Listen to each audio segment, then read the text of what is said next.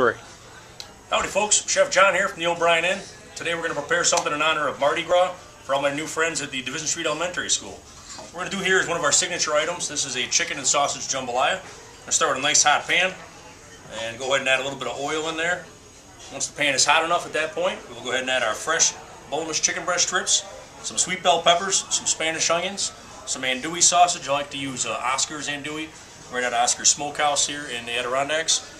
Some diced tomatoes, and then we're going to thicken a little bit of roux, which is a natural thickening agent, equal parts of butter and flour. Again, the key at this point is to get the pan nice and hot ahead of time so nothing sticks to the pan.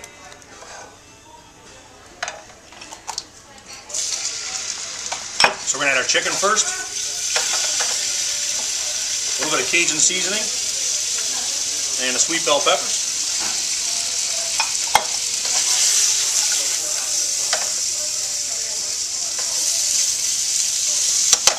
The key to sauteing, once again, is to keep everything moving at all times so nothing sticks at the bottom, and continue to cooking it from all aspects, from all sides. Next we'll add the onions and the andouille sausage.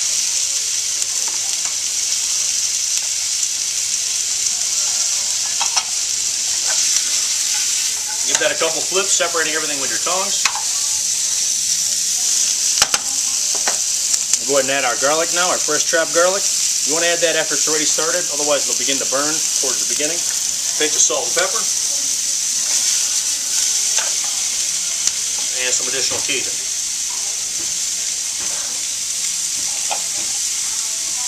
The tomatoes you want to add towards the end so you actually have a time to cook the product to the desired temperature. You don't want the tomatoes to get too mushy and become more like a marinara. Let them keep their form and their shape. Now we're going to deglaze the pan with a little white wine.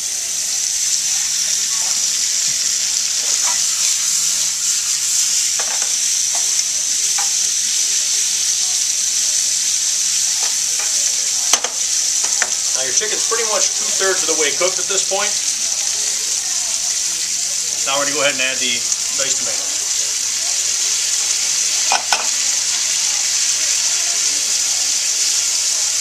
And let that simmer at this point and bring all the flavors together. And as they meld, and you see a rapid boil on the outsides, we'll go ahead and toss our tomatoes right into the mixture.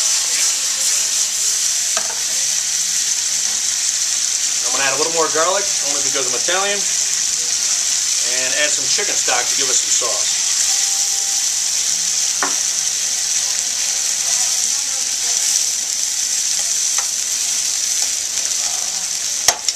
Keeping this at a high flame, you can see the outside starting to bring to a boil.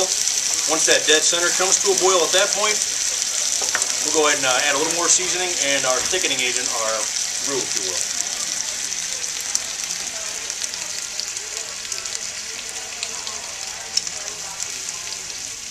Now, of course, you can alter this recipe as much as you'd like. You can go ahead with some jumbo shrimp. If you're not a big chicken fan, or for more of an etouffee style, you can add things like a crawfish or a langostino.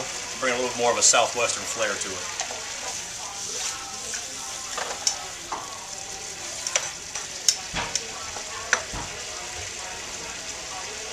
Okay, one last hit of the Cajun spice. And we're going to grab a little bit of our roux to thicken at this point.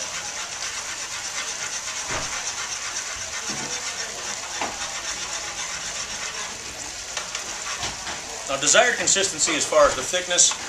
A little bit more roux will give you a thicker plate, and a little less, obviously you can see, we'll let it glide across.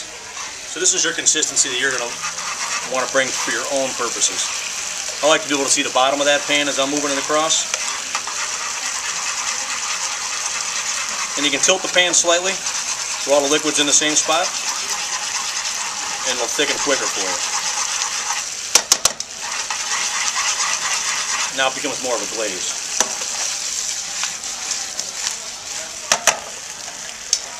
Now you can see how that's actually come to the perfect consistency.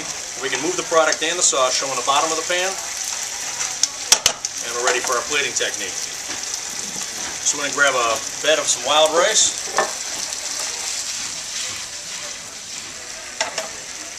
From that point, a little pocket in the center. Place the jambalaya right across.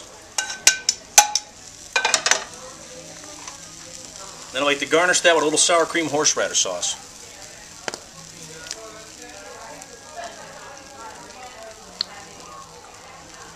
That offsets some of that heat, gives you a little bit different texture, and kind of lets somebody enjoy it from a different perspective if they're not a big spicy food fan. And that is our chicken and sausage jambalaya. Thank you very much, and today's cooking demo was filmed before a live studio audience.